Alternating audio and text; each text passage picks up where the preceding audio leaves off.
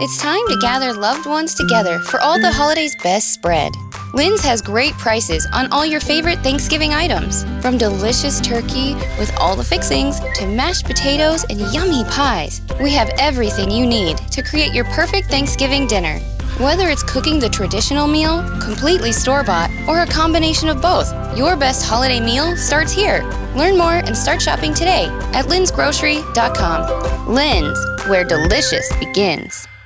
The views and opinions expressed by A Little Bit Culty are those of the hosts and don't reflect the official policy or position of the podcast, right, Sarah? Correct. Any of the, quote, fire content, I prefer lava content, provided by our guests, bloggers, sponsors, or authors are the opinion and are not intended to malign a religion, a group, a club, an organization, business individual, anyone or anything, unless, Sarah? You're a douchebag. Yeah, I mean, pretty much.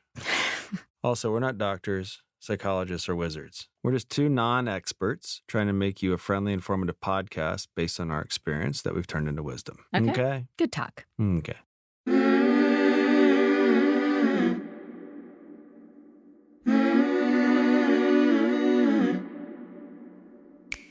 Hey, everybody. Sarah Edmondson here. And I'm Anthony Ames, a.k.a. Nippy, Sarah's husband, and you're listening to A Little Bit Culty, a.k.a. ALBC, a podcast about what happens when devotion goes to the dark side. We've been there and back again. A little about us. True story. We met and fell in love in a cult. And then we woke up and got the hell out of Dodge. And the whole thing was captured in the HBO docuseries The Vow, now in its second season. I also wrote about our experience in my memoir, Scarred, the true story of how I escaped NXIVM, the cult that bound my life. Look at us, a couple of married podcasters who just happen to have a weekly date night where we interview experts and advocates in things like cult awareness and mind control. Wait. This does not count toward date night, babe. We got to schedule that. That's separate. So it's 2 days we got to hang out? We do this podcast thing because we learned a lot on our exit ramp out of NXIVM. Still on that journey, and we want to pay the lessons forward with the help of other cult survivors and whistleblowers. We know all too well that culty things happen.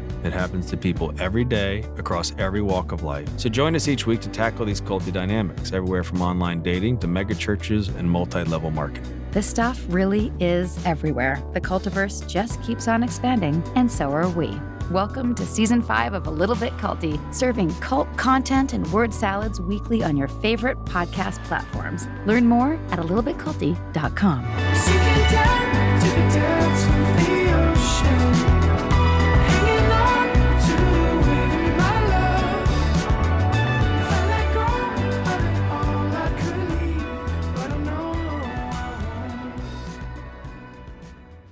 Welcome back, everybody. Sarah, this episode might be my favorite. Why is that, Nippy? Glad you asked. We get questions and comments pretty much all the time about narcissism, right? And across the questions and comments, there are some common cores, wouldn't you say? Yeah. You want to know, are malignant narcissists born or made?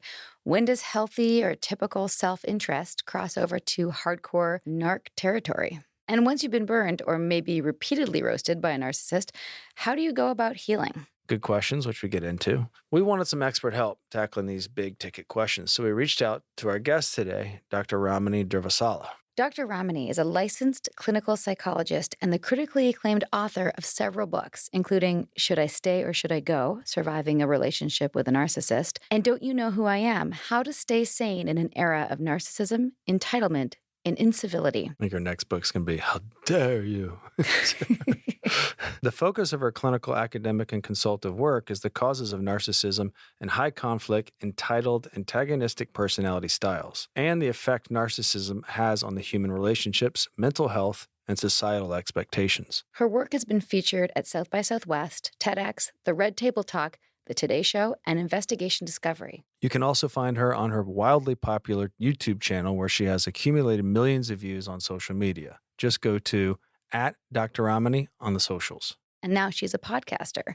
Her pod, Navigating Narcissism, explores how narcissists are everywhere, and these days it seems like everyone has at least one in their lives. Dr. Ramani will help you spot the red flags and heal from the narcissist in your life. Every week you will hear firsthand accounts from people who know this territory the best, the survivors. And breaking news, we're going to be on her show. Huevos. Keep an eye out for that, because we do know that territory very well. Thank you, Vanguard. And we chatted with her about all these things, and it was a lot. And we hope you get some good nuggets out of it. And if you want to hear us do a deep dive unpacking about Dr. Ramani, please be sure to head over to Patreon for our post-episode minisode. Enjoy!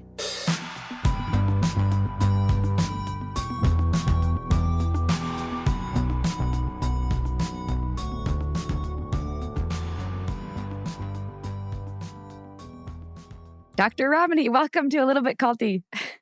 Thank you so much for having me. I'm really looking forward to this conversation. Us also. In fact, since we spoke last time in our prelim call, I found out that you are actually working with my former business partner and very close friend, Mark Vicente. Yes, I am. Yeah. We met, gosh, I think it's been almost a year ago we met, and he's working on, I think, he's working on narcissism facing content, as you could imagine. So yes, it's wonderful to be able to work with both of you. Yeah, he's got a project coming out about it. Top secret. Big I did get project. permission Yeah. to mention it on this podcast, but we can't go Okay. into more detail. We saw a top secret trailer too. Yes. What I think is funny is that we're always kind of, our projects overlap in certain spaces, obviously.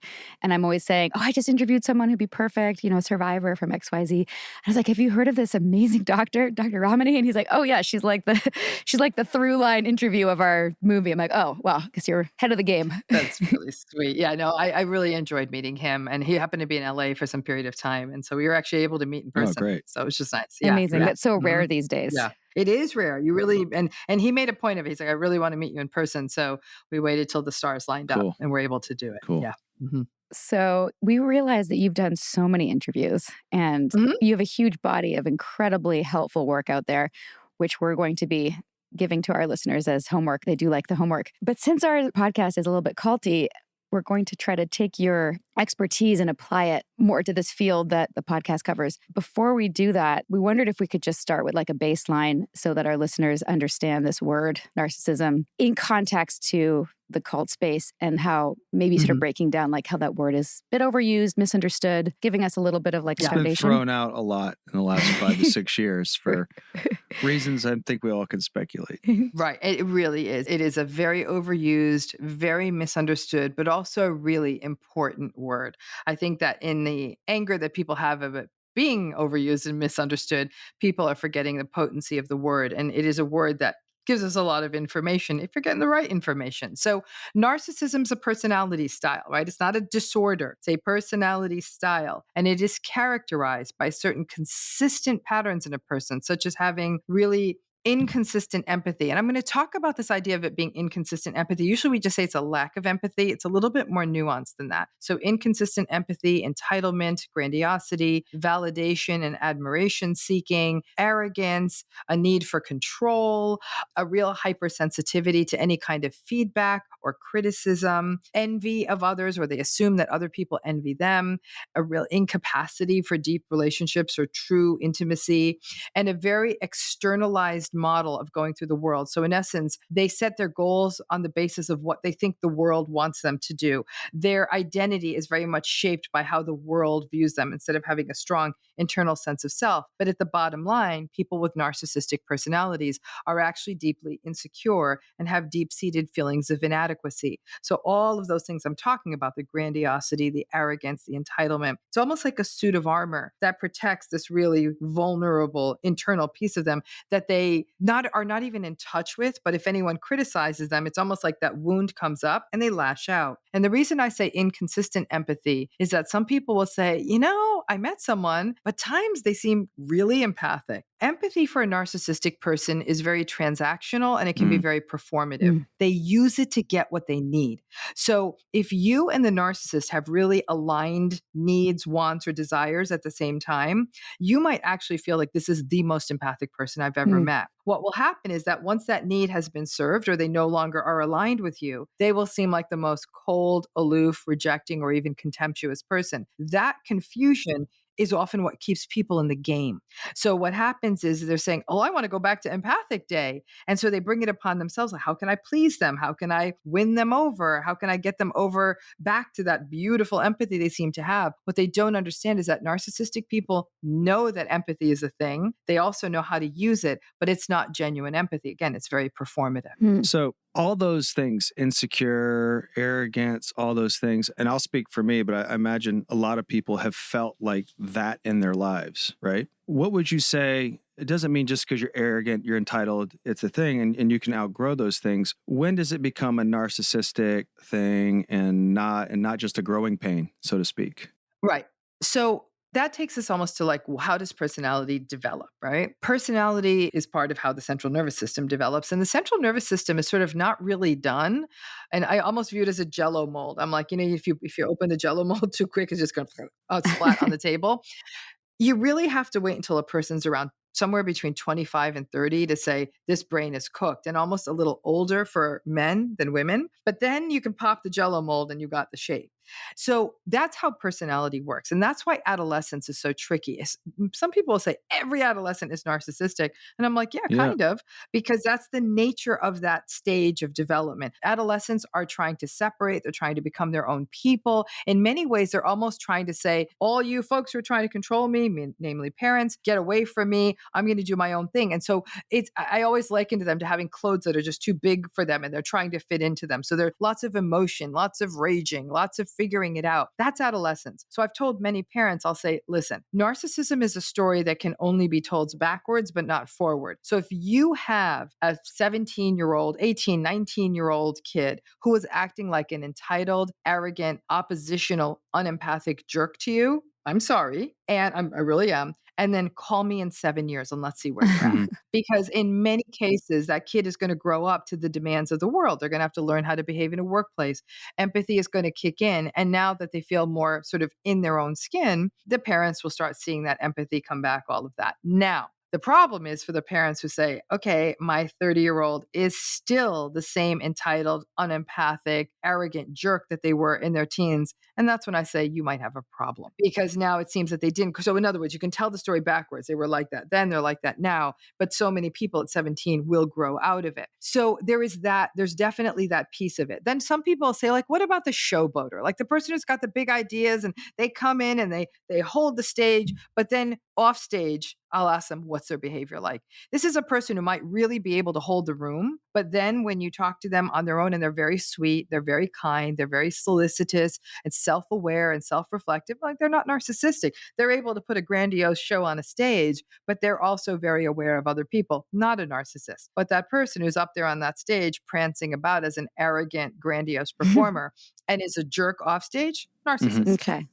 It's the consistency, it's the stability, it's the pervasiveness that it cuts across multiple relationships. We're looking for like a pattern, Right. not for somebody who behaves badly on one afternoon that they got fired. This is not a one Mhm. off. This is a life off. It's happening all the time. Got it. Well, just looking at the patterns of narcissism within the cult world and what we're seeing right now with series like The Tinder Swindler or Inventing Anna, where does it cross over from narcissism to narcissistic sociopath? And what are the tendencies to look out for? How do you distinguish those things? So when we start using terms like, so for example, you're bringing up two examples, Tinder Swindler, Inventing Anna, of people who were, in essence, grifters. They were probably more in the sociopathic, maybe even marginally psychopathic, but more sociopathic realm. When we start bringing in other terminology like sociopathy and psychopathy, we have to view narcissism as being on a continuum, on a spectrum, right? So at the low end of narcissism, where it's light, narcissism light, as it were, you're talking about people who are sort of superficial, adolescent, emotionally stunted. At the age of 50, they still seem to concern themselves with the things like, hey, we're going to a cake party. I'm like, oh my God, you're 55. Like, what is happening, right? They're annoying, they're ridiculous. There's no depth to the relationship, but they're not psychologically harmful. At the far end of the spectrum, though, now you're leaning into malignant narcissism. And malignant narcissism is really where we see not only all the top notes of narcissism, but some of the stuff we see in psychopathy, the hostility, the callousness, the exploitativeness, the willingness to take advantage of people. And we also see some sadism mixed into there. We Yes. see some paranoia, and we see Machiavellianism. Mhm. So now it starts getting scary. Then the train goes into the more scary stations like sociopathy and psychopathy. Psychopathy is the most terrifying of all because now we're no longer talking about insecurity.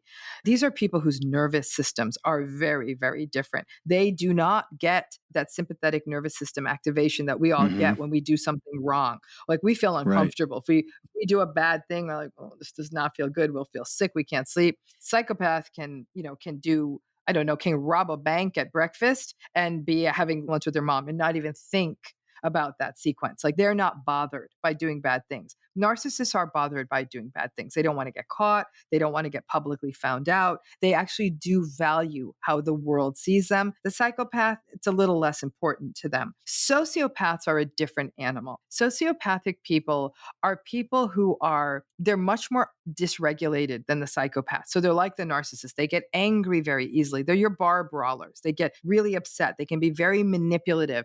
They'll take advantage of people, but they're not the cool operators like the psychopathic folks. Sociopathy is actually not a term we use in the mental health world. It's more of almost like sociological, criminological kind of a Okay. term. And so it's not as well defined in our world, but that malignant narcissism. And if you look at Fromm's work, Fromm has actually written about cult leaders. And he specifically said cult leaders are malignant narcissists. And I agree with that. I think 100% of cult leaders are malignant narcissists without exception. I've never seen one story of one. By definition, a cult is a controlling space that is exploitative. That's the malignant narcissist space. So you have these terms for these people, and with empathy, and I'm curious where the empathy and conscience comes in, because a lot of them are very high performers in certain domains. And I think in some of your talks, you mentioned how they get a hall pass because of that. I'll use examples like Steve Jobs. I know he could be very temperamental, to a Michael Jordan who is win at all costs. And they seem to have a capacity to, and I certainly wouldn't necessarily throw them in those categories, but they seem to have a capacity. Even when I was playing sports, I could put my empathy on the back burner to perform, right? But when the game was over, there's a way you compete and there's a civility to society that we all re-enter. And maybe some of them do, some of them don't. I'm curious as to when, how do you make those distinctions, and what kind of freedom do they have without their empathy that seems to serve humanity sometimes? Like, if these people are contributing to humanity, like how do you reconcile those differences? Does that make sense what I'm asking? It absolutely makes sense.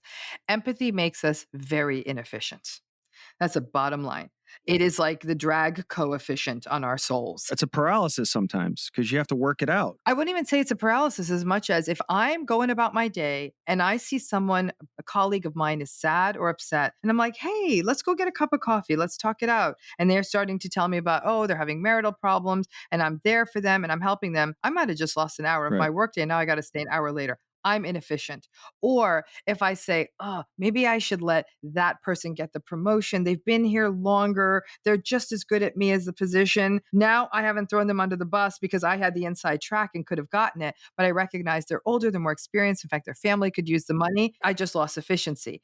The more empathy you have, the less efficient you are, in the most beautiful way, by the way. You know what I'm saying? But in a winner take all, capitalistic, whoever has the most toys wins society, that the people who don't have empathy and are willing to climb over whoever they need to climb to are going to be your billionaires, your innovators. They're not stopping to change a baby's diaper, right? They are all in on their success. And you're absolutely right. Then we look at them. They're the visionaries. They've changed the world. I get all of that. And I'll even tip my hat and say what you did change the world. What I say to the world is, don't marry these people.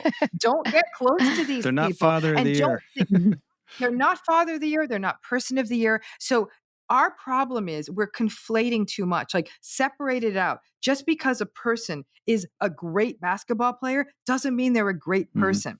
Just because somebody who has made a technological advance has changed the world doesn't mean they're a good person. I can't tell you how many people I have worked with who have said, they endured terrible narcissistic relationships. And when I asked them, like, what drew you to this person and sort of what keeps you in the game? They're so smart. And I'm like, when did smart become a virtue? Smart is smart. That's great. You're smart. Wonderful. That doesn't mean you're capable of deep emotion or empathy or intimacy. And that's our problem. We're putting very successful people up on pedestals and we're viewing them as holistically good people. No, they're good at one thing. We can acknowledge that, but we've got to stop viewing success as being necessarily good, because what that means is people then want to get close to successful people saying, well, this is going to be a great relationship. And more often than not, I say, no, it's not. That's such a great piece of advice. I really also appreciated the advice I heard you share with somebody about parenting and how teaching empathy is sort of the anecdote to this and raising our kids with that trait. Can you give us, our audience, a couple tangible nuggets on what that actually looks like with young children? Because I've got mirroring as one of the things. Is there, or maybe you can elaborate on that? So the younger the child, we do it in different ways. There is no higher task than teaching a child empathy. There's really not. And alongside empathy is self-soothing. The child learning to regulate themselves, like recognizing you got to wait in line. You got to wait your turn. Sometimes you lose, and you're going to have to manage the emotion around that. So, and I think those two things are very related. But in an infant, empathy is achieved by staring at their face. And that's, if you look at the angle at which a child is fed or put on the breast, it's a perfect angle for them to make eye contact with the mother. So the mom may not want to be checking her phone while she's feeding her child, like face to face. That's how it's been done since time immemorial. Even physical touch, skin to skin, all of that slowly starts building up empathy. Doing mirrored games, you play with their expressions. They make an expression, you copy their expression. That's baby. But as they come up, as soon as they start having language, you start working with them on feeling. How do you feel? You teach them that feelings have names. You never shame their feelings. It can be built into play. You can read any children's book and a bear or a cat or a bird has a feeling. How do you think the bear felt? Like, you think, how do you think the bear felt when Goldilocks was sleeping in his bed? You know what I mean? Like, I wasn't okay with that. Like, that kind of felt like breaking and entering, but they might say, I was happy Goldilocks was sleeping in my bed. You can take any children's story, and at the end of the book, that's actually where the magic happens. How do you think she felt? How do you think he felt? How do you think they felt? And you're now teaching your child to name emotions, not just in themselves, but in others. You can do this in TV shows. Like, I think that media can really be used as a jumping off place. You want to have your child spend time with other children so they can learn about taking turns. Like, oh, we baked a cupcake. How should we split this up? So they learn, like, oh, let's cut it in half. Oh, sure, let's get a knife and cut it in half. So you're doing that. Now, as your child comes into, and I have to say, all of what I'm suggesting is easy to do through primary school. Like, gotta love the little ones. But once they hit middle school, their brains are developing in a different direction. They're more focused on their peers than their parents. They think adults are full of crap. And so empathy starts taking on a different tenor. What's interesting is puberty age, adolescent kids have a lot of empathy for their peers. They have none for their parents. And so the parents get confused and say, my kid has no empathy. And I'll say, can you tell me what your kid's like with their peers? And they're great with their peers. I'm like, good. The empathy is sound. They're trying to get rid of you. They're trying to make you so awful that when they have to leave, they're not panic stricken. It's actually a phenomenon called shitting the nest. Ah. And so they make a mess and then they're like, oh, this place sucks. I'm out of here. And that's how they let go. And I think for a lot of parents, we struggle. I have adolescent kids. We struggle with hurt Aw. feelings. And I have to remember that what they're doing is they're making it easier to leave. And my job as a parent is to make it easier for them to Aw. leave. So they're not looking backwards and saying, Mom, and I'm saying, I'm always here. It's just the difference is now you're carrying me inside your heart and I'm just not going to be at I'm your gonna side. cry. That's coming But that's soon. a hard thing for Yeah, parents it to do is. because when my child's moving out, I've got a child graduating high school soon. My child's moving out, and I'm telling you, I see like a 6-month-old infant. And I'm thinking, well, no, she's not. And that's the piece Yeah. I carry. And so, but all of that is part of the empathy that we have for our children. And we teach it over and over again. What we cannot do is tell our children, hey, you're more special than all the other kids. To hell with them. Go ahead and take 3 pieces of pizza. And sadly, some Oy. parents do that. And so I know it seems so logical, but actually a lot of parents don't practice it. And narcissistic parents, least of all, because they have absolutely no blueprint or template for what empathy should look like in themselves or even in the children. This is the golden age of cult recovery. The more we speak up and share our stories, the more we realize we are not alone. Your voice and your story can empower others. This is Sarah, and I'm proud to be a founding collaborator of the #IGotOut movement. Learn more at igotout.org.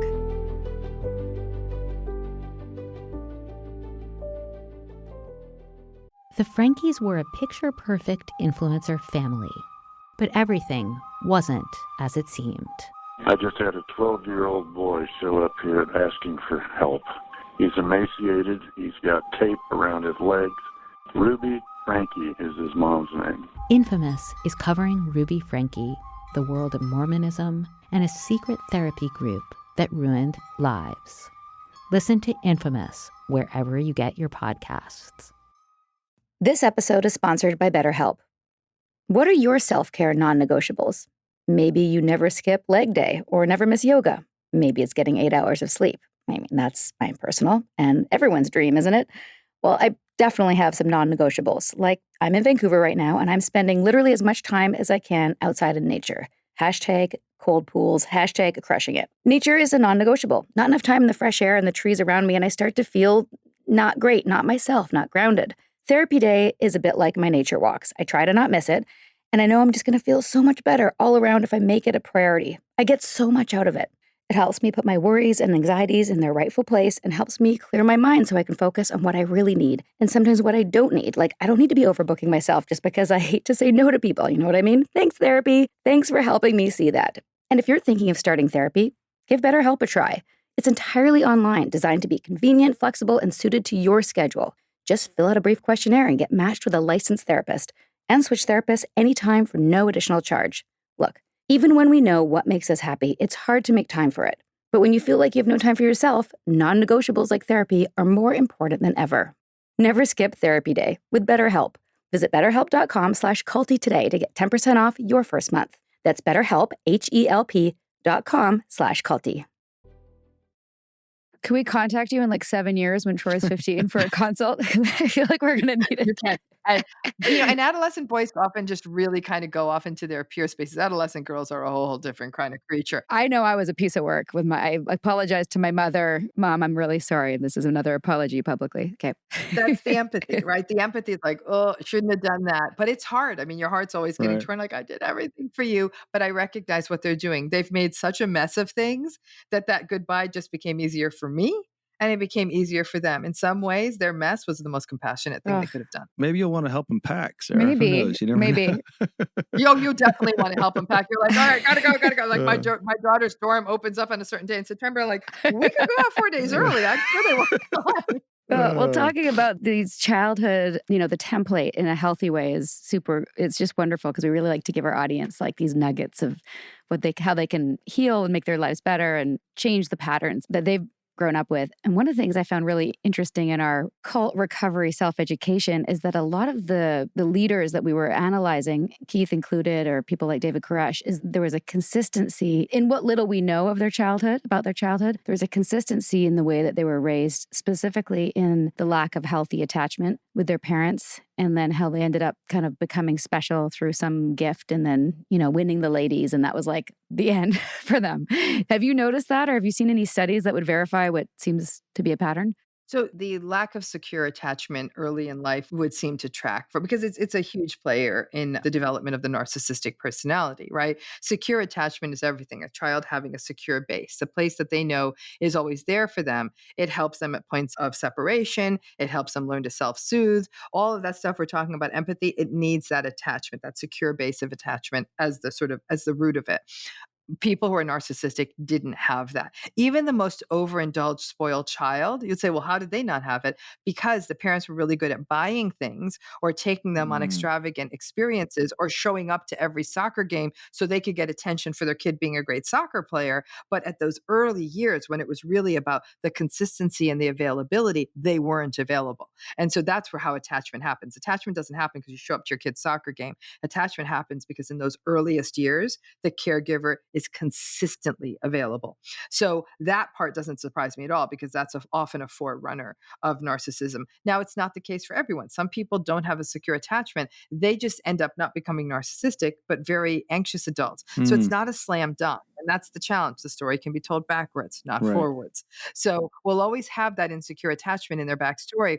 But that next piece you brought up, Sarah, is so interesting, that having a gift, right? Because what the child then learns, like let's say they're really good at school or they're really good at a sport or whatever it is they are, they now learn that something external to them, something they do rather than who they are, is going to actually at least get them some validation. It's not the same as attachment, but at least it's something. So now they cultivate that. And that's what I'm talking about, how the narcissism really runs a very externalized game. Everything's what's happening outside of them. How are people viewing me? Am I doing what the world wants? Because the kid who wins the spelling bee or is the best soccer player, whatever it is, that child is learning, that's where my gift Mhm. lies, right? So then they take that into adulthood. And that's why narcissistic people are so charming and charismatic, because it's a very external game. Like they just put on their bright face. It's almost like they're putting on a mask. Hi, Sarah. It's so Mm. nice to meet you. I love your sweater. Tell Ugh. me a little bit about you. And they're just da da da da da da. And we think Mhm. that's good. We Mm-hmm. think that kind of really slick presentation versus the person who's like, oh, hey, Sarah, it's kind of nice. And they're kind of awkward. We view that as unskilled. Whereas that kind of slick, smooth thing is often a mask Yeah. that kind of Mm. gets put on. And they learn to put that mask on early because it's getting them the thing they need, which is attention. And then, and like you said, and then oftentimes it turns into sort of sexual admiration or being able to have sexual partners or conquests or people they attract to themselves in that way. That creates that overvaluation of power, control, and dominance in a very specific way, which is all a narcissist is motivated by. They want power, control, dominance. That's it. If they have those things, they're done. They're good. And then that goes into adulthood. So a question follow up there. I'm wondering if, predominantly maybe in the Western culture, you see a lot of this stuff in men because of the pressure to perform. And, I can remember thinking, even in my teenage years, my self-worth is predicated on how good I am at my sport. At least for me personally, I felt like if I wasn't good at this, I didn't have value more to myself and then, maybe to the world. But it wasn't so much the validation as much as I wanted to be good at this because it felt good. Mhm. And I'm wondering how that relates to maybe, do you see it more in men or differently in men than women? Would you say that the scale is more men and women do it differently? What's the distinctions there? So, grandiose narcissism and malignant narcissism are more prevalent in men. They are. And I think for some of the reasons you say, I think how we raise boys is very different than how we raise girls. We don't hold space for men to safely express emotion or boys to safely express emotion. We often shame emotion in That was boys me and men. growing up. Yeah. And so that's not healthy for the child. Now, there can be outlets like sport, and the challenge is that the child may build a sense of confidence in sport, but then the sort of the flip side to that is then the child may recognize, like, if I'm not making goals or scores or the MVP, I'm not going to be loved. So then that's going to create this sort of performative, the only way I'm going to get through the world is if I'm the best salesperson or the best athlete or the best whatever.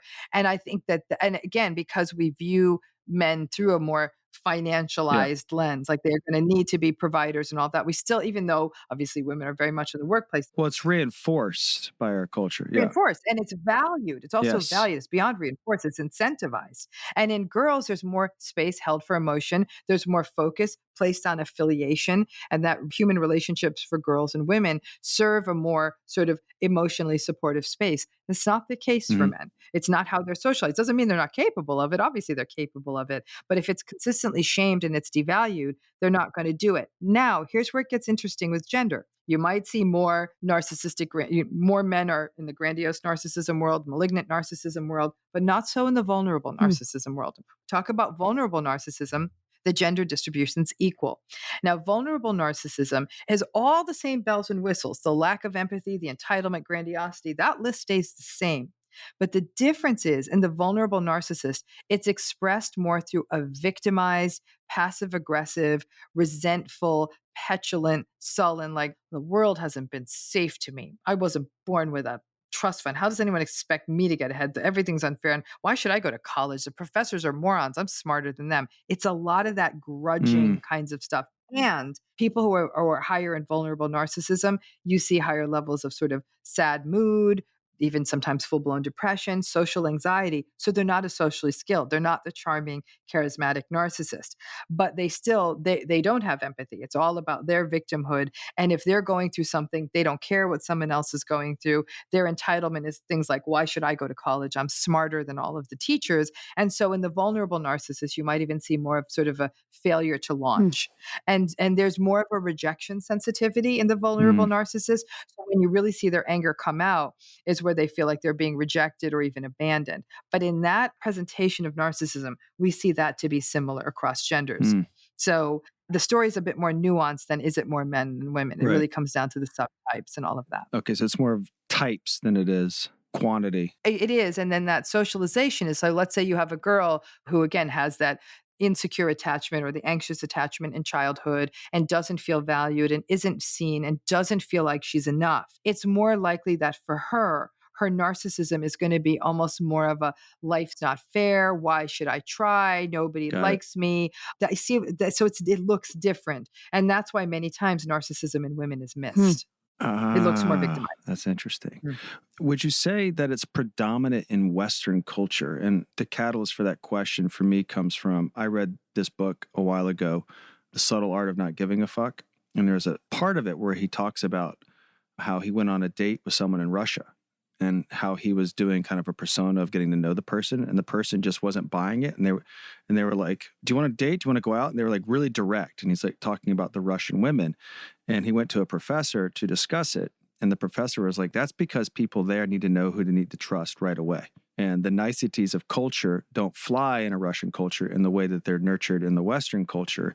And I'm wondering if that may have a little bit more of a breeding ground or less calling it out in the Western culture than, say, Eastern cultures. So I think it gets tricky here. So being abrupt doesn't mean someone's narcissistic. Oh, that's exactly what I mean. It's a protection, but it may very well Yes. be that once you get on the other side of the abrupt wall, there might be somebody who has Got it. intact empathy and is well regulated and all that. It's just getting to the other side of the wall. I think this is a global phenomenon, right? Because if to the degree this goes back to attachment issues, right?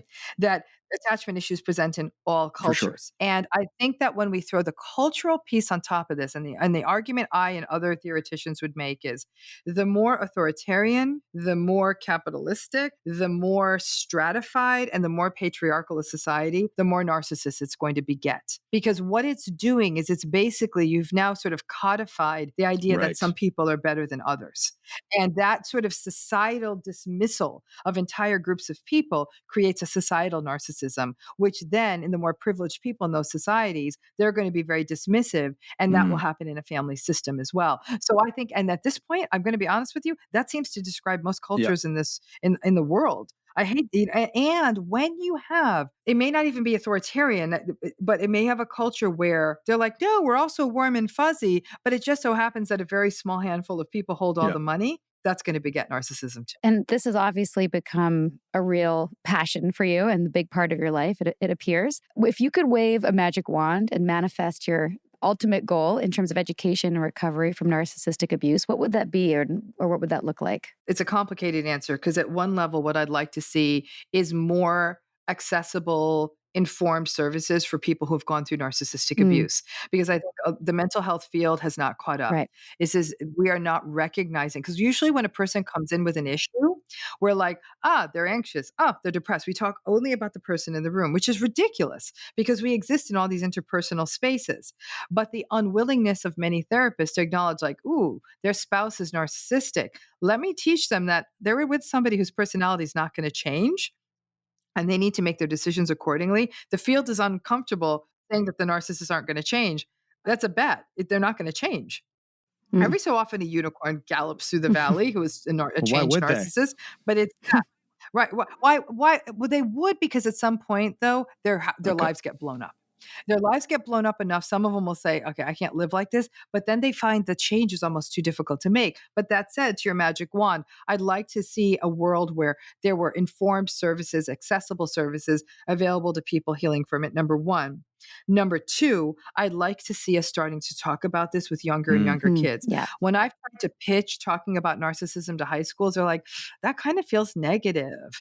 Like we don't, and I'm like, oh my gosh, negative. Let me tell you what's negative is a high school kid getting into a really emotionally abusive relationship. That's negative. And if we could teach them this, so there's a real resistance to teaching, because by the time this has happened to you, it kind of does a number on you. But if we could teach younger people that this is a thing, that would also be really great. I would also like to see that people who are able to securely attach with their kids are the ones having kids, and the parents who can't are getting supported to do so. I mean, I think that this is an early childhood issue too, and that we support parents and we teach parents, but you need a whole, in essence, we would have to address insecurity on a global level. And finally, if I really wanted the magic wand, I'd want all people to have agreeable personalities. That's the world I want to live in. I mean, it does mean like we're sort of all going to be like sort of living communally and there would be no wars and everyone's going to get along. I want to live in that world. Me too. Kumbaya. So that's it. But and you know what? It's beyond kumbaya though, because I think agreeable people are very collaborative. Yes. They'll say, okay, we can work this problem. However, what I'm not going to do is like, I run Amazon. I don't need to make $100 billion trillion. How about I pay the warehouse workers $60 an hour? Yeah. That's what would happen in an agreeable world. Mhm. That sounds great. But we don't live in No. that world, and it's only getting worse. And in fact, the narcissistic people prey on the agreeable people. Of course. So, the agreeable people and agreeable men make lower salaries. So there's not a lot of incentivization to be agreeable, except it's kind of who we are. Some of us are just sort of, we come into the world more agreeable, and our agreeableness gets cultivated. Everyone out there should marry an agreeable person. You may have some trouble paying the bills, but everyone should marry an agreeable person. I don't know how much you know or followed the story with NXIVM, or how much you read about Keith, our former leader. You Yeah, I did? Okay. a lot. I thought I'd share a little tidbit with you that I think you'd get a kick out of. And it relates to this. He had us all fill out these what they call personality questionnaires before and after. And it was, I want to say, what do you think? Maybe like 20 pages? It was too long. I just went C. Yeah, it was way, way, way too long. Just to get out and of listen, there. we were there for like over a decade, and we still, even as leaders, anytime we took a training, like a higher level training, we still had to do a before and after of the same questionnaire. A new person going through it would take at least an hour, especially if English was not their first language, an hour and a half.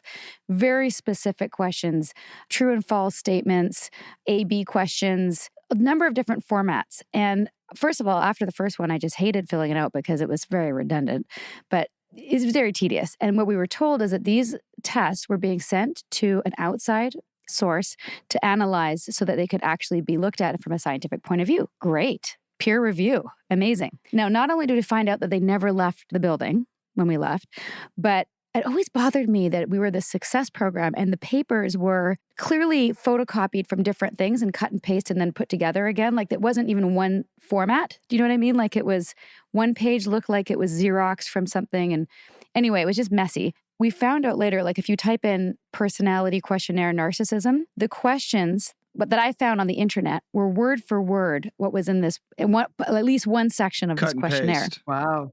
Cut and paste. Wow. And we think that our theory was that he was trying to figure out who were the narcissists so that he could have them be, in his inner circle and be his flying monkeys, like give them, the golden key to the whatever it was that they were. Like he basically was looking to see who he could control and use for what, depending on their level of narcissism. Do you have any theories on that? That's interesting. It's interesting because I would say, it depends on the narcissism questions. One of the biggest problems in the field of narcissism is measurement, right? Traditionally, a lot of the questionnaires that are used, and probably some of the items that were being used in what the two of you filled out, they lean more to grandiose narcissism. And how grandiose narcissism is measured is sometimes even a little bit more like people who want to be leaders and assertiveness. It's not this stuff I'm talking about, this sort of soul-crushing, unempathic, entitled. Like it's not as dark as some of the clinical stuff. That stuff is often done in an interview format. But, it's interesting because someone like him, who is so manipulative, and if he knew anything at all about narcissism, which he may not have, I wonder how much he also might have been afraid of the people who are higher in narcissism and actually tried to ice them out. Isolate them, keep them away from others, not let them be as influential. Because in theory, the more narcissistic people might actually try to take some of his influence and try to be the leader and try to overtake. So they might be the people, instead of bringing him into unless he wants to keep his, friends close and enemies closer kind of thing, unless he was trying to keep them close to sort of neutralize them, there might be some wisdom in a position he was in to take the narcissistic people and sort of actually put them out on an ice floe and keep them away from others so they couldn't usurp his Send authority. them to the front lines, so to speak. Yeah. Well, just make it so that that they're not a threat. Because at some level, a person is a much, much higher narcissism score on these kinds of questionnaires is somebody who wants to be a leader, somebody who is more assertive, the person who might be less involved with the emotional worlds of others. But that leadership and assertiveness piece could have been a threat. That makes sense. We kind of had our, we're obviously not therapists, but our analysis of the people who got close to him. And before we understood attachment, we called it like daddy issues. To your point, they were more agreeable. They right? had a lot of the family systems that we've learned about through, getting ready for this interview with you. Like, oh, that was consistent. They, their dads weren't around or, whatever it was. Or like that. I don't know. I think I think we both had very healthy relationships with our parents generally. Mhm, And, mhm, I think mhm. ultimately that's, obviously we were very indoctrinated and we were bought in, but we weren't bought in as much as other people were bought in. So we were able to kind of snap out of it when it was clear what the abuse was Right. and what was happening. And whereas other people just kept doubling down. Correct. So they would, if they really wanted to be sinister, they would have done better giving out questionnaires that assessed attachment Mhm. style and trauma. Yeah. So if they understood that about the, post-traumatic stress sort of symptomatology and addressed something called adverse childhood experiences, if they had sort of gotten those numbers, then they know exactly who the most malleable people could have potentially been in that kind of a group. And I bet you that those questions were there. We just Probably. recognized that one page as cut and paste from the Mhm. internet about narcissism. I'm sure there were other things that we haven't even analyzed because we don't have access to those tests anymore. But also, he would elicit information from them on his long walks and everything. I'm wondering, yeah. what was your assessment I don't know what the extent of what it was,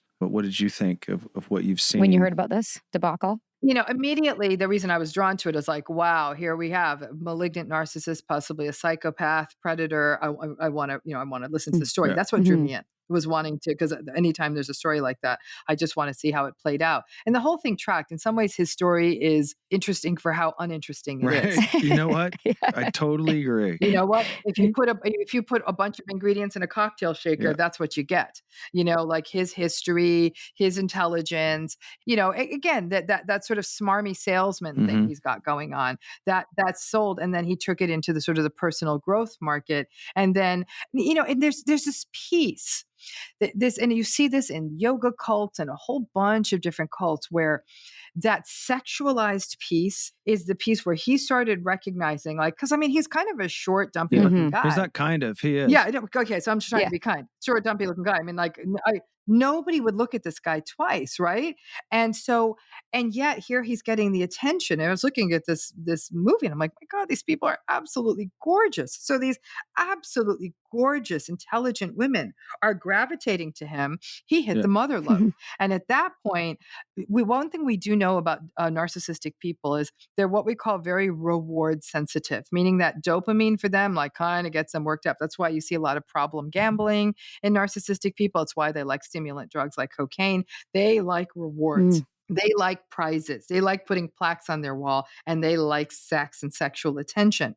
So for him, when he realized that this new racket was getting him the holy grail, which was the sexual attention of women, that was it. Right. He was off to the races. And so, and that's where a narcissistic person then obviously gets completely drunk on their own power, because it's going to, what did I say? Power, dominance, control. And one would also argue pleasure are the main motivators for a narcissistic person. Everything that motivated him was there. So it was so clear. And then the way he would get intel on people, those long walks, I found that really interesting. I was like, this is how he's doing the download.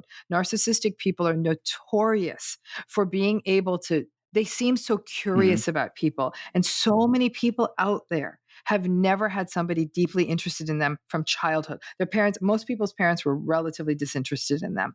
And so now there's a person who's in a position of authority who's leaning in and saying, tell me everything about you. A special person is valuing you. That's what every child has ever wanted, that the parent actually wanted to hear about their day at school instead of, hurry up, wash your hands, do this. I don't have time for that. I'm too busy, which is what most kids hear. He was the parental figure, as it were, who was leaning in and listening. There's nothing more seductive than that for somebody who has felt not heard and not seen for most of their life. That was the play, and he played it well. Hey there, listener. Hope you're enjoying this episode and that you're taking deep breaths when we cover the enraging stuff that cult jerks are up to. Let it out, as in the yoga practice. Inhale positivity, exhale negativity. That's for you, Sarah. We got this. No hulking it out, all you little hulksters. And if you need some helpful resources on the topic of cult recovery, check out our website at alittlebitculty.com. And now, here's a brief message from our sponsors. Meals bring people together, but for many families, providing their next meal can be a challenge. You can help by participating in Macy's annual Feeding the Hungry food drive. All proceeds go toward local food banks and families. Now through January 31st, you can purchase an icon in-store or online, or watch out for the blue Feeding the Hungry shelf tags, where a portion of your purchase will be donated to local pantries.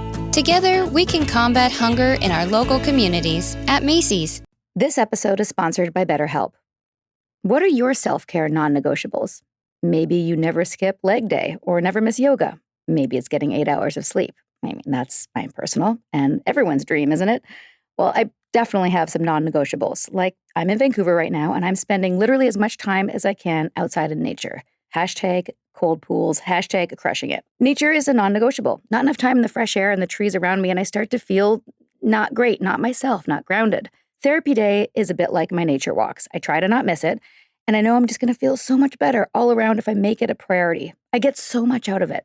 It helps me put my worries and anxieties in their rightful place and helps me clear my mind so I can focus on what I really need and sometimes what I don't need. Like, I don't need to be overbooking myself just because I hate to say no to people. You know what I mean? Thanks, therapy. Thanks for helping me see that. And if you're thinking of starting therapy, give BetterHelp a try. It's entirely online, designed to be convenient, flexible, and suited to your schedule. Just fill out a brief questionnaire and get matched with a licensed therapist and switch therapists anytime for no additional charge.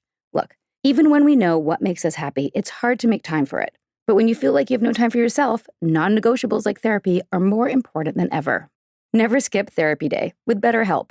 Visit betterhelp.com/culty today to get 10% off your first month. That's BetterHelp, HELP.com/culty. That explains so much. He definitely did that. And even just to attend Nexium, you had to fill out an intake form, which was the questions were, what are your goals? Like, why are you coming or whatever? But it was also like, what's the worst moment of your life?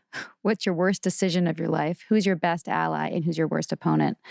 And that intake sheet, if someone filled it out honestly, could be used as blackmail because someone's worst decision is like, hookers and blow or something that they don't want people to know about. That can be used against them. Also, he did it in plain sight. Yeah. So you wouldn't suspect it because he knows that people wouldn't suspect it. And most people don't know what they're looking at. I mean, people forget. He was able to convince the Dalai Lama. He was able to convince some pretty influential people. And that just goes to show you. Okay. Yeah. Let's go back to the Dalai Lama piece. Because that piece I actually stopped and went back and watched. Here goes back, though, to the point you were making earlier. This idea of how we revere powerful people. Okay.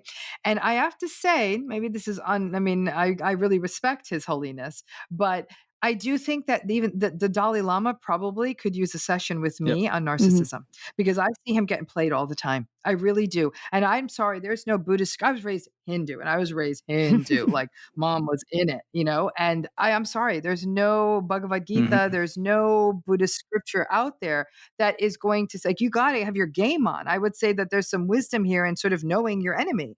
And I do struggle a little bit with what happens is that it does feel like I'm using the Dalai Lama as an example because it was in the documentary, but anyone who has that kind of sort of spiritual authority or it seems like a paragon of goodness or something, and that the idea that these are often sort of purchased almost like papal indulgences and transactional relationships, that if you know the right person who has enough money, which is how he got there with those heiress ladies, you have enough money, you can get an audience. And I have a problem with that. If you're a holy person, you should be sitting with the most vulnerable and indigent in a society, not the person who could fly in a damn private jet to India.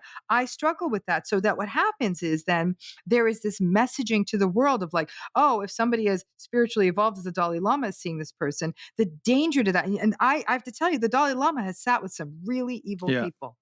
And I'd like to think he'd see it. I'm not kidding you. It's all I can do to say, I'd love to get to Dharamsala and say, can we sit down and talk about this? Because you could be doing far greater work if you weren't giving so much platform to people who are going out there and doing so much harm. Well, agreed. And it seems like his organization, separate from him or part of him or whatever, can be bought, essentially. All organizations can be bought. That's the problem. And you know what?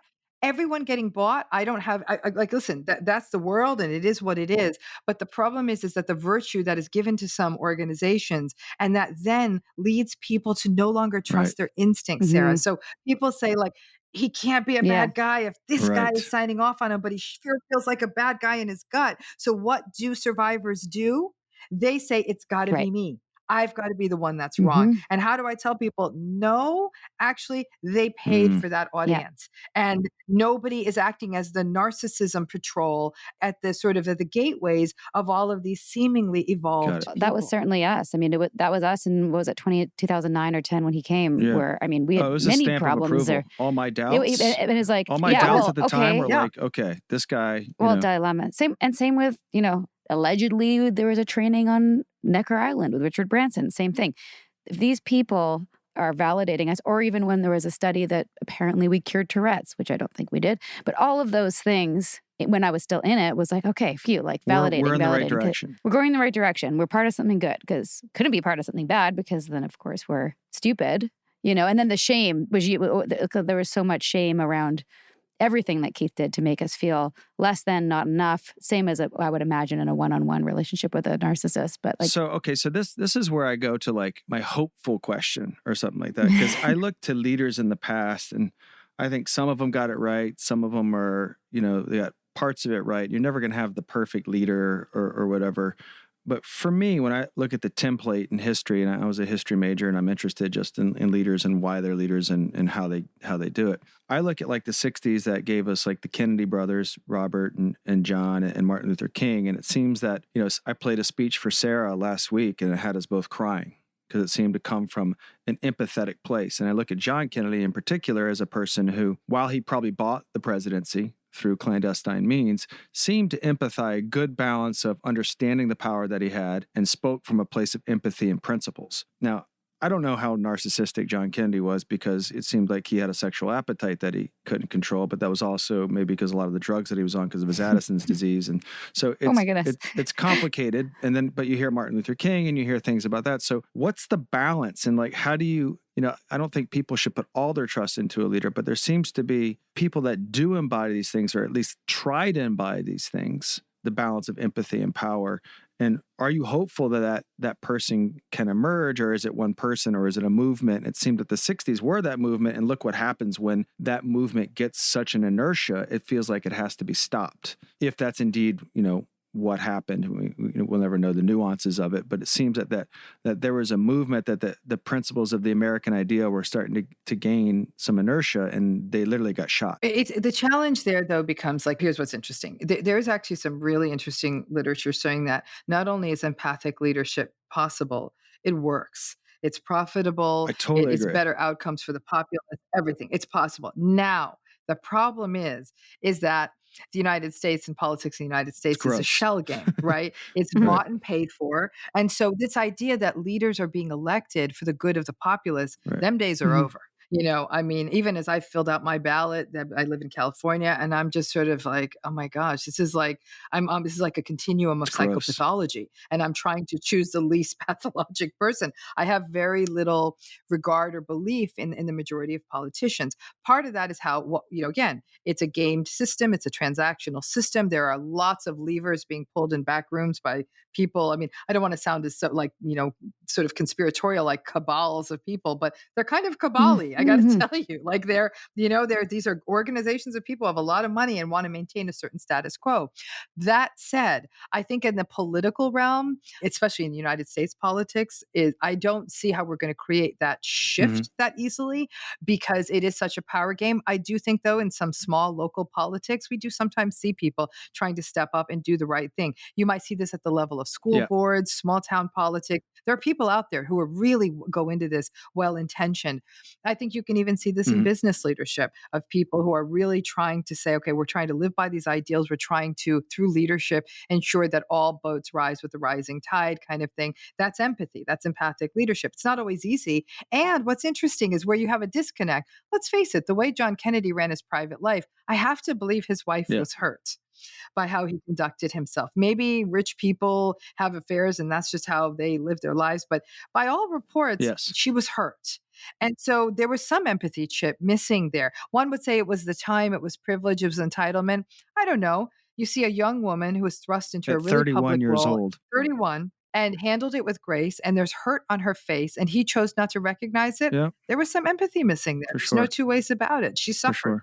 She suffered. But the favorite thing I heard you say, and I have to say it before we get it in, Sarah, you can take over after that, but pushing back on narcissism is a human rights issue. That was a goosebump line for me when you said that. It absolutely. Look at the world we're in right now. You show me a single problem in the world right now, and I'm talking big problems, wars and lack of health care and the state of girls and women in parts of the world. You show me one of those problems and you can't track it back to narcissistic leadership.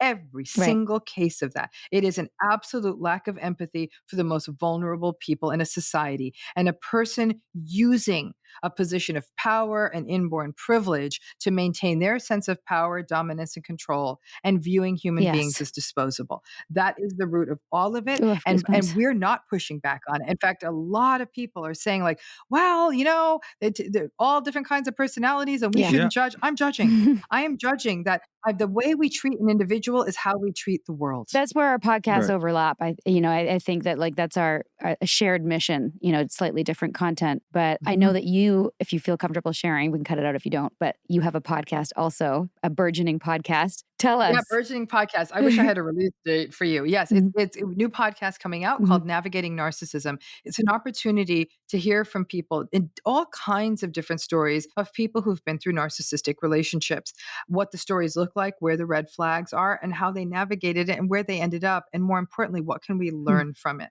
That's what the podcast does. And I think that narcissism is lurking in so many public stories. NXIVM was a great example. I remember sitting with my team and I said, okay, this is the narcissism story of the week. And I watched it very carefully because as soon as I heard some of the elements of it, I'm like, okay, wait for it. And here it was. And so I don't think most people watch the story of NXIVM as a narcissism story. And it was that front to back, and then using that as the frame and teaching people this story that seems so big and involving all these people actually relates to the person who's verbally abusing you in your kitchen right now. They're one and the same. And so the podcast is meant to help people connect those dots and teach people enduring this isn't okay. I've said this before. I said this on Red Table Talk recently. The 4 most dangerous words in the English language when strung together are benefit of the doubt. That's got to stop.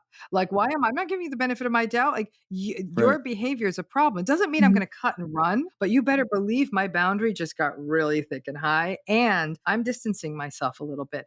We don't give ourselves permission.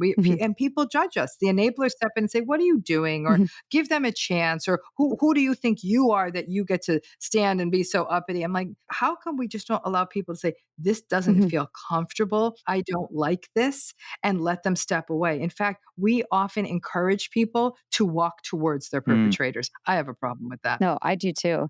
And that's great advice for our listeners and for anybody is, setting those boundaries. Is there anything else you'd share, especially because so many of our listeners are survivors of different, not only just cults, but narcissistic abuse, abusive relationships, anything else to recover from being gaslit or, being in a toxic relationship of any kind? Absolutely. Well, please come over to my YouTube channel. It's a wealth of knowledge, everybody. It's so good. There's a big library of content there, and just, join that because honestly, it's a really robust community and people in the comment sections share a lot of their stories. You see that you're not the only one going through this.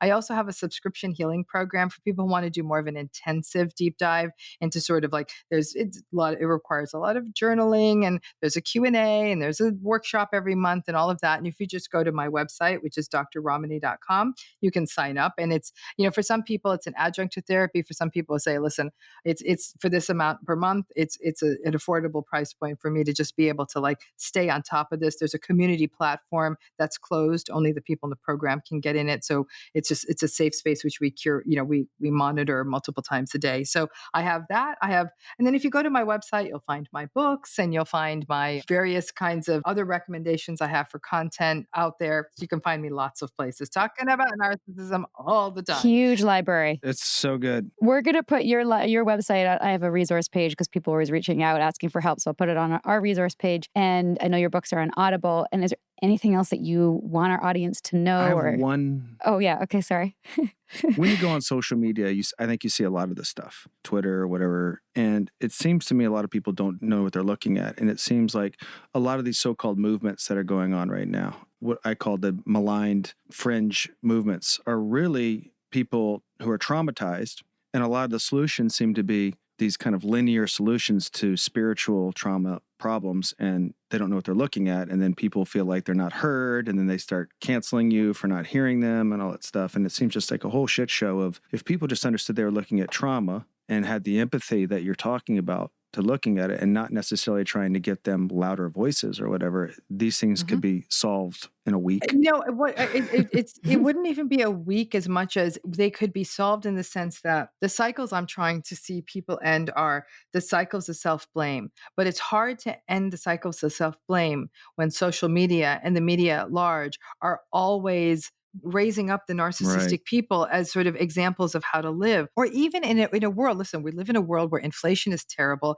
People are still struggling economically. Lots of people can't afford housing. And so when you see the most narcissistic person lives in the biggest, nicest house, you're like, wait a minute, what am I doing wrong here, right? Maybe this whole nice person thing isn't working out for me. And sadly, in some ways, that agreeableness research does show agreeable people do tend to make lower salaries, because they tend to go into human service jobs.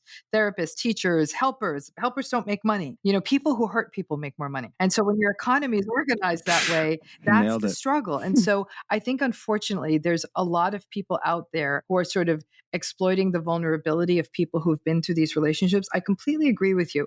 A lot of this is very much holding a trauma-informed space, a space of not only safety, but also a space where the ultimate goal, like we said before, for the parent, why do we raise children? We raise children so they get strong enough to walk away, fly away, and live their lives. That's parenting, not to make them like live next to you for the rest of their life. Some people do that. Great, good for you. That's how it worked out. But they should feel that they have the permission to also go and fulfill their destiny.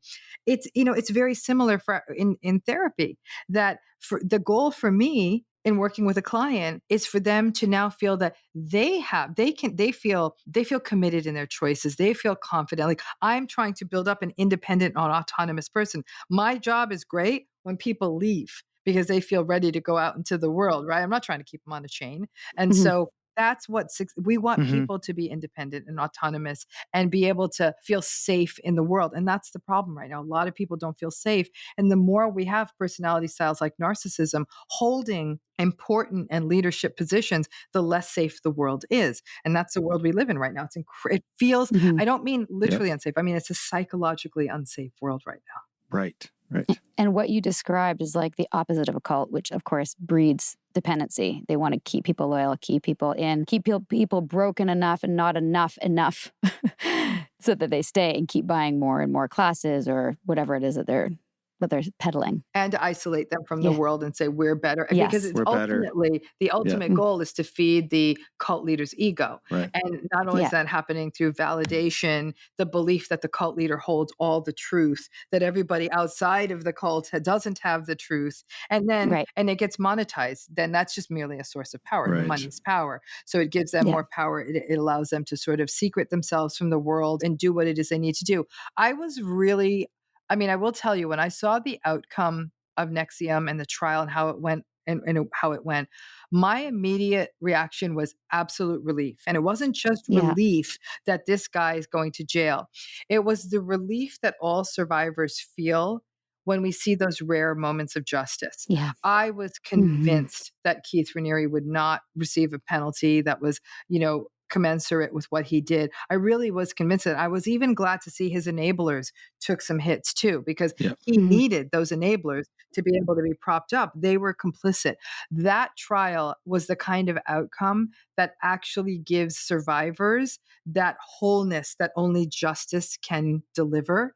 And most of us don't get to have justice in our lives. And to your point, I think the catalyst for his downfall was empathy. Oh, and that's love. interesting. Not from him. Not from him, from a prosecutor who saw it in Moira Penza. And really what I think, the love that happened started with Mark's wife, Bonnie.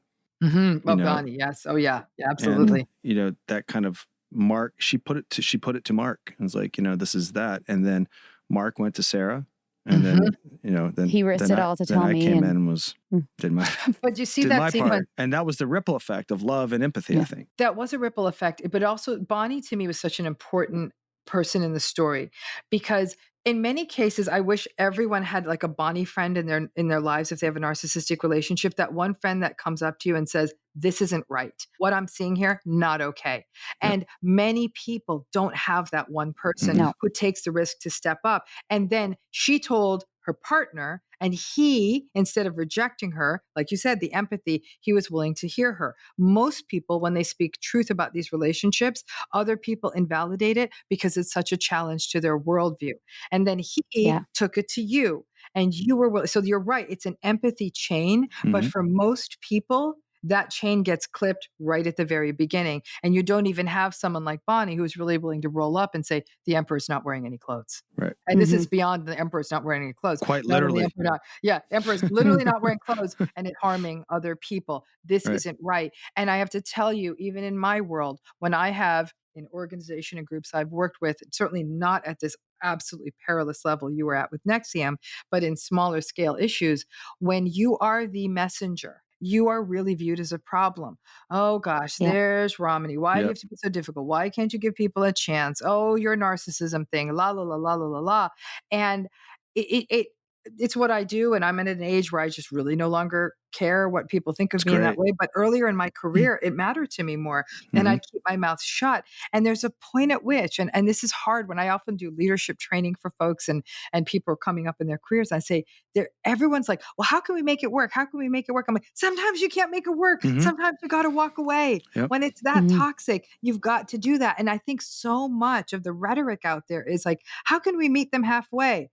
I can't meet someone halfway Right. who's holding all the toys. Like they took everything. So I think it's a real shift and this is like I said, if you haven't been through it, you don't get it. And that's a Right. real challenge too. It's very difficult to anoint those who don't want to be anointed. And I struggle with that. And then when it finally happens to someone, years later they'll call me back and say, I wish I listened to you. And I'm like, okay, fine, sure. Okay. I'm I've sorry been that about guy.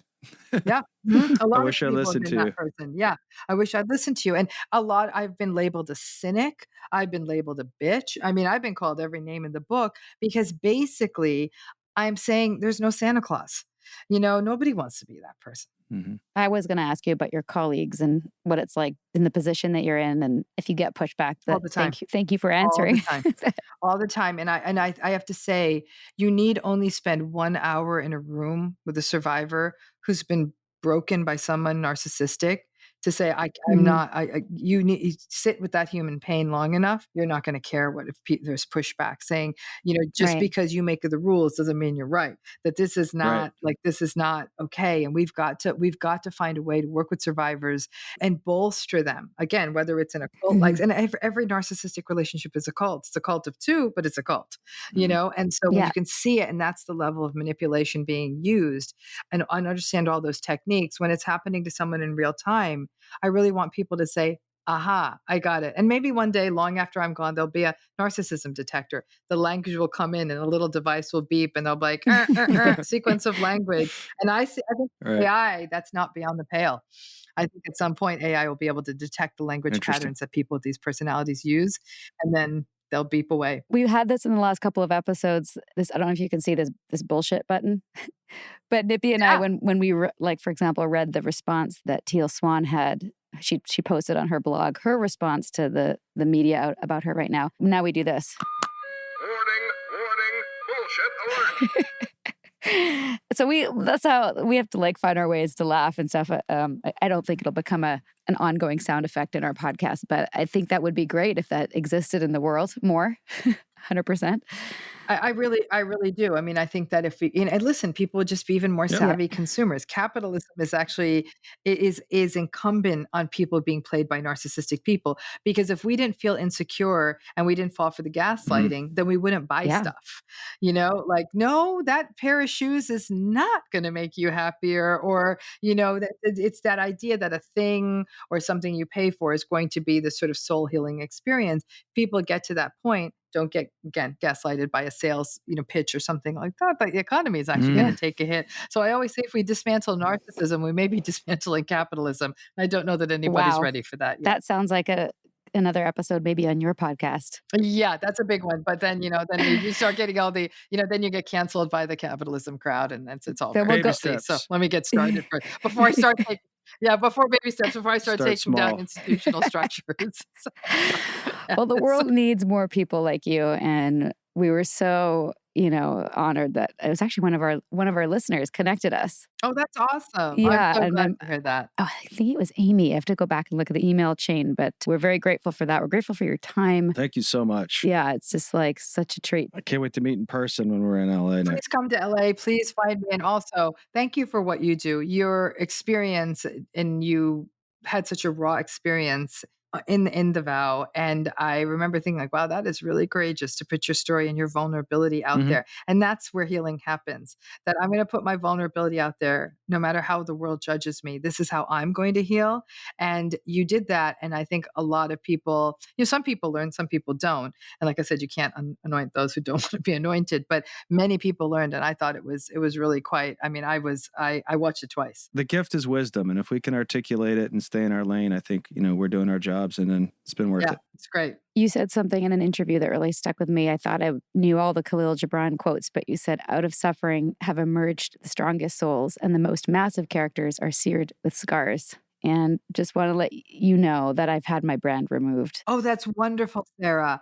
That is wonderful. And yet, you know what it is that I'm so glad you had that. And yet, the other scars we all carry. I always Yeah. tell people, if I'm an introvert, so I don't go to parties, but when I do, Yeah. I always scan the room for the most scarred person. And I'm like, Yeah. that's who I'm talking to tonight, because they're always the most interesting and eloquent. It definitely has been an interesting talking point at dinner parties. And I needed to keep it for a number of years, partly for evidence. Yeah. But to have it gone, I do have to, I literally had it cut out with plastic surgery. I just have a 2-inch line scar, and I'm okay with that. It reminds me of what I've overcome. So. But I think that scar also reminds you that you took your power back. And that's a Yes. different kind of scar. Absolutely. Yeah. Awesome. So thank you again. I'm so glad I Thank got you. to talk with you. Likewise. Thank you.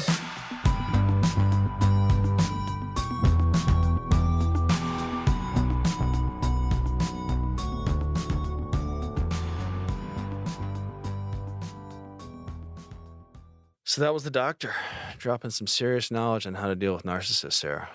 My head is full. Oh my God. How many of those do you know? Too many. Or at least, the interesting thing about it is that it's a personality style, not Right. a disorder, which I thought was interesting. Evaluating it backwards. Mm-hmm. And it also gave me hope for the future. Yeah. More What, on what, that. with me? No, with no. She said, there's hope for you, Nippy. There's hope. There's hope. No, for our children. I just feel like we're Oh, by yeah, teaching for sure. empathy, and I For feel like sure. we're on the right track. But let us know what you think about this episode. Tell us the craziest thing a narcissist has ever done or said to you. And hit us up over Instagram or leave us a voicemail on our website at alittlebitculty.com. I'm anticipating some voicemails after this bet. episode. And just remember, anything you do or say on our voicemail might get played on this podcast. That sounded like your Miranda rights right there. And just remember, anything you say Can be used against you. And we'll be back here soon with a new episode. And in the meantime, you can join us on Patreon for some exclusive mini-sodes and other stylish, informative bribes. Including the ability to listen to our episodes ad-free. Less ads, more of us. That's not narcissistic at all. No. Thanks, everybody. Have a great day. Sinking down to the depths of the ocean. I'm hanging on to the weight of my love. If I let go of it all, I could leave, but I know I won't. Hope you liked this episode. Let's keep the conversation going and come hang out with us on Patreon, where we keep the tape rolling each week with special episodes just for Patreon subscribers and where we get deep into the weeds of unpacking every episode of The Vow. And if you're looking for our show notes or some sweet, sweet swag or official ALBC podcast merch or a list of our most recommended cult recovery resources, visit our website at alittlebitculty.com. And for more background on what brought us here, check out Sarah's page-turning memoir. It's called Scarred, the true story of how I escaped NXIVM, the cult that bound my life. It's available on Amazon, Audible, narrated by my wife, and at most bookstores. A Little Bit Culty is a Talkhouse podcast and a Trace 120 production. We're executive produced by Sarah Edmondson and Anthony Nippy Ames, with writing, research, and additional production support by senior producer Jess Tardy. We're edited, mixed, and mastered by our rocking producer Will Rutherford of Citizens of Sound, and our amazing theme song, Cultivated, is by John Bryant and co-written by Nigel Asselin. Thank you for listening.